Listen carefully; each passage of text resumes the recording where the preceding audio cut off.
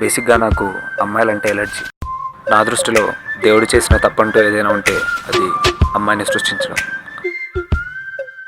కానీ ఇదంతా తనని చూసేవరకే. తన పేరు అనూష.